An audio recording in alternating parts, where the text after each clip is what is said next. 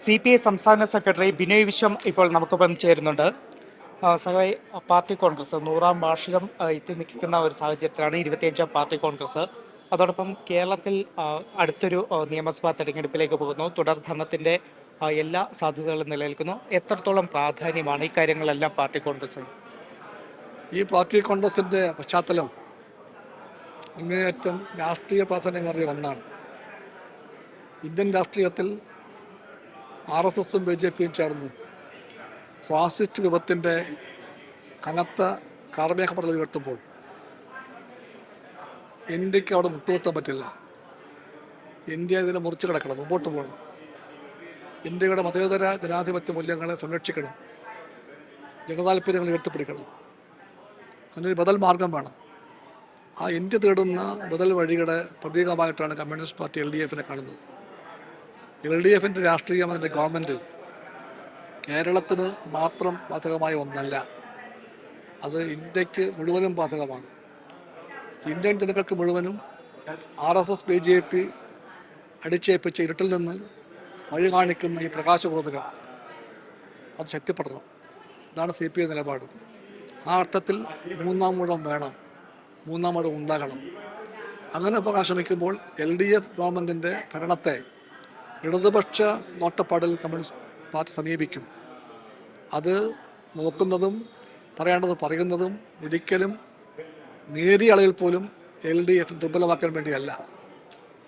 LDF ദുർബലമാകാൻ പാടില്ല. LDF എല്ലാ പ്രകാരത്തിലും ശക്തിപ്പെടണം. അതിനുവേണ്ടിയാണ് കമ്മ്യൂണിസ്റ്റ് പാർട്ടിയുടെ ഓരോ നിലപാടുകളും. ചിലപ്പോൾ വിമർശനം നടത്തുമ്പോഴും അത് പാർട്ടി മറക്കില്ല. ഒരു വിമർശനവും LDFനെ ദുർബലമാക്കാൻ വേണ്ടിയല്ല. LDF രാഷ്ട്രീയത്തെ, LDF ഗവൺമെൻറ്റിനെ കമ്മ്യൂണിസ്റ്റ് പാർട്ടി ഭാവിയുടെ ഗ്യാരൻറ്റിയായി കാണും. അതുകൊണ്ട് ആ ഗ്യാരൻറ്റിയെ ശക്തിപ്പെടുത്താൻ വേണ്ടി ഒരു കമ്മ്യൂണിസ്റ്റ് കാഴ്ചപ്പാടിൽ പാർട്ടി നിലപാട് സ്വീകരിക്കും. അതാണ് കമ്മ്യൂണിസ്റ്റ് പാർട്ടി. അപ്പം കഴിഞ്ഞ ദിവസം തന്നെ ശബരിമലയുടെ വികസനത്തിനു വേണ്ടി അയ്യപ്പ സംഗമം സംഘടിപ്പിക്കുന്നു. പക്ഷെ അതിനെതിരെ വലിയ തരത്തിലുള്ള വ്യാജ പ്രചരണങ്ങൾ സംസ്ഥാനത്ത് നടക്കുന്നു. പ്രത്യേകിച്ച് ആളുകൾ പോലും പങ്കെടുക്കുന്നില്ല എന്നതടക്കമുള്ള വലിയ പ്രചരണങ്ങൾ സംസ്ഥാനത്ത് നടക്കുന്നുണ്ട്.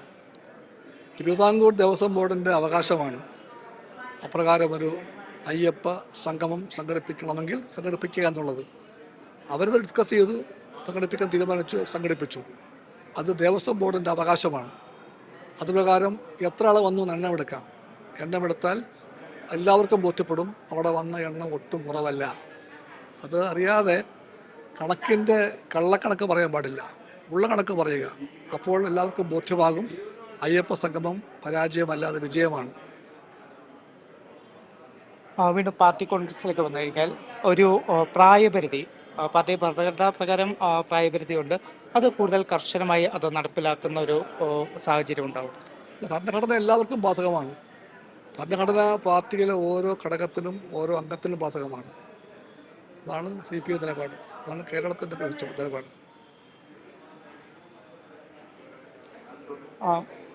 ഈ പാർട്ടി കോൺഗ്രസ് കൂടുതൽ വലിയ പ്രാധാന്യത്തോടു കൂടിയാണ് നോക്കിക്കാണുന്നത് എന്നതാണ് ബിനോയ് വിശ്വം നമ്മളോട് പറഞ്ഞത്. അതോടൊപ്പം തന്നെ കേരളത്തിൽ LDFനെ കൂടുതൽ ശക്തിപ്പെടുത്തണം, ഒരു തുടർ ഭരണത്തിലേക്ക് പോകുന്നതിന് കൂടുതൽ ശക്തിപ്പെടുത്തണം എന്നതടക്കമുള്ള കാര്യങ്ങളാണ് ബിനോയ് വിശ്വം നമ്മളോട് പറഞ്ഞത്. ചണ്ഡീഗഡിൽ നിന്നും ക്യാമറാമാൻ കിരൺ രാജിനൊപ്പം വിഷ്ണു തലവൂർ.